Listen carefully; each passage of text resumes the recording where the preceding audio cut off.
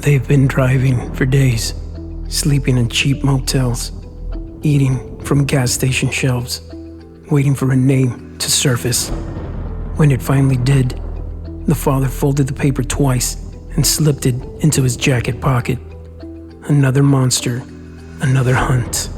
They called this one the Predator, a child murderer, a drifter who vanished after each crime.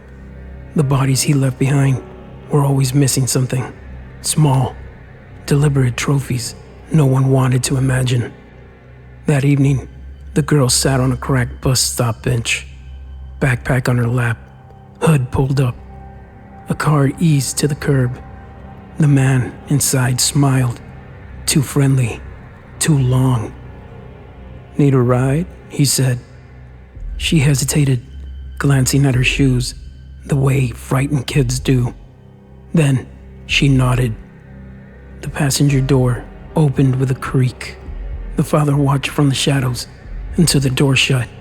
His jaw tightened, and whack, knocked the killer out cold. Time to end another story. The Predator woke up to a steady hum of old jazz bleeding through paper-thin walls. A dusty ceiling fan turned above him. He was sitting in a chair, wrists bound tight. "Music's a little loud, isn't it?" he croaked. From somewhere beyond the next room, a girl's voice answered. "Want me to turn it down, Dad?" "No," the father said. "Leave it up." He stepped into the light, calm, cold.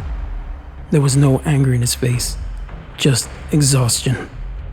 "You've taken a lot of children," he said quietly. They still had their whole lives ahead of them. The Predator laughed once, harshly. "Ha, and I enjoyed every minute of it.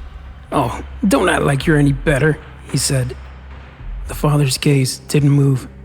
"Difference is," he said, "we don't touch the innocent, we protect them." He reached into his coat and placed something on the table beside them, an old, scarred knife.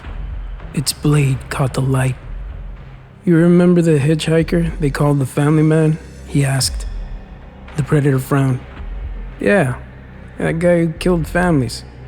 The father nodded. "He doesn't anymore." Silence filled the room, broken only by the record skipping in the other room. When the father finally spoke again, his voice was steady. "This is for all the children you killed, and for the ones you won't ever hurt again." Then the music swelled, drowning everything else. When the noise faded, the father wiped his hands on a rag and looked towards the hallway. "All right, baby," he said softly. "Time to go." The girl appeared in the doorway, still small, still calm. She glanced once at the chair and then away. "Is it done?" "It's done," he said. They walked out together into the early morning light, the building silent behind them. Later that day, police would find the abandoned apartment. A single note was taped to the wall above the chair. "Here's another one. You're welcome. P.S. This one was the Predator." And by then, the father and daughter were already miles away, the radio low, the road stretching endlessly ahead, waiting for the next name.